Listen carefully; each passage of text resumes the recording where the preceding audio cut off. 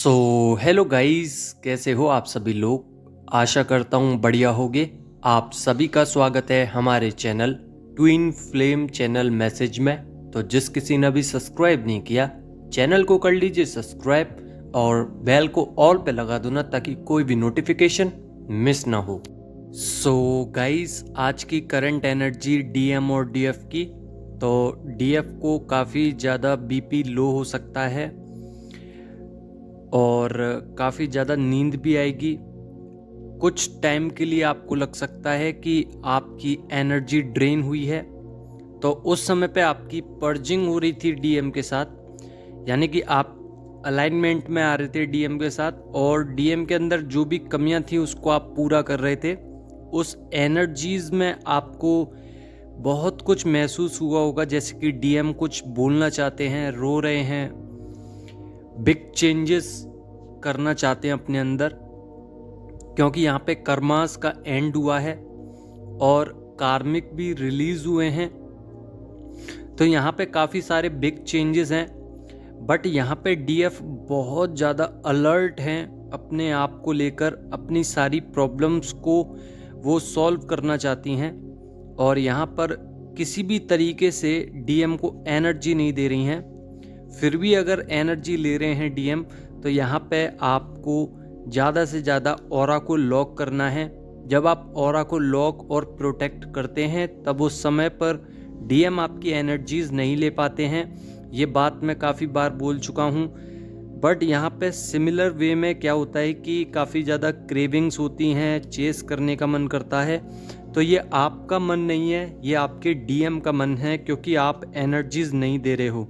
आपने देखा होगा कि काफ़ी ज़्यादा जब आप एनर्जीज देते थे, तब आप चेस बहुत ज़्यादा करते थे, बिकॉज आप अपनी एनर्जी का फ्लो उनकी तरफ शिफ्ट करते थे।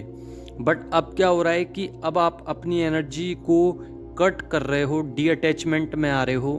तो आपकी क्रेविंग्स कभी कभार होती हैं, और इतने हाई वाइब्रेशंस पे जाने के बाद थोड़ा बहुत नॉर्मल वे में आपको अगर क्रेविंग्स हो रही हैं या पर्जिंग हो रही है, तो ये डीएम की तरफ से है। ये बहुत कॉमन चीज़ें हैं, क्योंकि डीएम अब स्पिरिचुअल वे में बहुत अपलिफ्ट हो रहे हैं, स्पिरिचुअल वर्क्स कर रहे हैं। जैसा कि आप सभी जानते हैं कि 1-1 पोर्टल चल रहा है, तो आप सभी को पता चलेगा कि इस वक्त आप बहुत ज़्यादा स्पिरिचुअल हो चुके हैं। आपको काफ़ी सारे एक्सपीरियंस कराए जाएंगे उस मूवमेंट्स के, जिस पे आपको विश्वास नहीं था, या फिर आप अभी इस समय पे इल्यूजन में जी रहे हो। तो उन एक्सेस पे आपको ले जाया जाएगा, जिधर हायर वे में रियल थिंग्स, रियल व्यूज दिखाए जाएंगे, और आप अंडरस्टैंड कर पाओगे। आप डीपर साइड पर ट्रुथ को पहचान पाओगे और डिवाइन के करीब जा पाओगे। यहाँ पे 11 पोर्टल जो है, यानी कि 1-1 पोर्टल जो है, वो कंसीडर्ड करता है मास्टर नंबर को, जो कि मास्टर नंबर 1-1 है, और सिग्निफाइंग करता है हाइटेंड स्टेज पर, एंड इंट्यूशनल बनाता है, यानी कि इंट्यूशंस पावर बहुत हाई होती हैं, जिसमें आपकी स्पिरिचुअल अवेकनिंग तो होनी ही होनी है। यहाँ पे आप अलाइनमेंट भी आते हैं, और साथ ही अलाइनमेंट के बाद आपकी सोल, आपकी बॉडी और आपका सबकॉन्शियस माइंड, कॉन्शियस माइंड सभी अलाइन हो जाता है। जब ये सिचुएशंस आती हैं, तो उस समय पर एक जीरो का आविष्कार होता है, यानी कि आप शून्य पे पहुंच जाते हैं। और जब कोई व्यक्ति शून्य पे पहुंचता है, वहीं से आविष्कार स्टार्ट होते हैं, यानी कि आपका क्रिएटिव माइंडसेट बनता है, वहीं से आपको सोच समझ होती है, वहीं से आपको काफ़ी सारे सोल वर्क्स मिलते हैं, एंजल्स की ब्लेसिंग्स मिलती हैं, और आपको सब कुछ समझ में आने लगता है। उस समय पे आपको त्रिकालदर्शी दर्शन भी होते हैं, यानी कि आपको पहले ही महसूस होने लगेगा कि कुछ होने वाला है, कुछ घटित होने वाला है। तो ये जो थर्ड आई चक्रास ओपन होते हैं, ये शून्य की वाइब्रेशंस पे होते हैं, जबकि आप लोग इतना ज़्यादा प्रयास नहीं करते हो इन सब चीज़ों पे। फिर भी अगर होता है, तो ये एक स्टेज है जिस पे आके आपको काफ़ी कुछ यानी कि रियलाइज होता है, और रेयर केसेस में होता है, ये हर किसी के साथ होता हो ये ज़रूरी नहीं है, बट आधे से ज़्यादा डिवाइन फेमिनाइन्स इस सब का सामना करेंगी। और यहाँ पे बहुत ज़्यादा आपको लगेगा कि सोल जो है वो पर्ज हो रही है, वो डिवाइन की तरफ जा रही है। आप चाहकर भी गलत वे में काम नहीं करोगे, क्योंकि आप कर्मास को बहुत अच्छी तरीके से जानते हैं। आप जानते हैं कि इसका पास्ट, इसका फ्यूचर, इसका प्रेजेंट क्या होगा। जो मिसिंग एनर्जीज हो रही हैं वो डीएम की तरफ से हो रही हैं, बिकॉज कोई एक ऐसी स्टेज है जिसमें आपको पता चलेगा कि आपके डीएम आपको चेस करने लगे हैं, और काफ़ी दिनों से चेस भी कर रहे हैं बट आ नहीं रहे हैं। तो यहाँ पे टेलीपैथिकली आपको समझ में आ रहा होगा कि डीएम आएंगे ज़रूर। जो आपका ये टेलीपैथिकली विश्वास जागृत हुआ है, उसमें आपको रियल्म्स और understanding tuned that the deeper truth about themselves, इसके बारे में आपको पता चला है। ये एक डिवाइन टेस्ट भी होता है जिसमें आपको बहुत सारे टेस्टों का सामना करना पड़ता है, और आपको पता चलता है कि कितनी सारी वेरिएशंस हैं, कितने सारे फैक्टर्स हैं जिन पे आपको वर्क करना पड़ता है, और धीरे धीरे आप बहुत ही हाई वाइब्रेशंस में जाते हैं, जिसमें आपका ऑरा ऑटोमेटिकली एक ब्लास्ट होता है, और वहाँ से आपकी नई शुरुआत होती है, यानी कि अंत ही प्रारंभ है। कुछ इस तरीके से समझ के चलिए इस चीज़ को। न्यू बिगनिंग्स के चांसेस दिए जाएंगे, और यहाँ पे आपको न्यू सिचुएशंस का सामना करना पड़ेगा जिसमें आपकी एंजल्स सहायता करेंगे। अगर आपको लगता है कि न्यू सिचुएशंस क्रिएट हो रही हैं और एंजल्स कहाँ हैं, तो आपको एंजल्स कभी भी दिखेंगे नहीं। बस उनके कुछ नंबर्स, कुछ फेदर्स और कुछ ऐसी चीज़ें होंगी आपके सामने जिसमें आपको लगेगा कि एंजल्स खुद आपका साथ दे रहे हैं।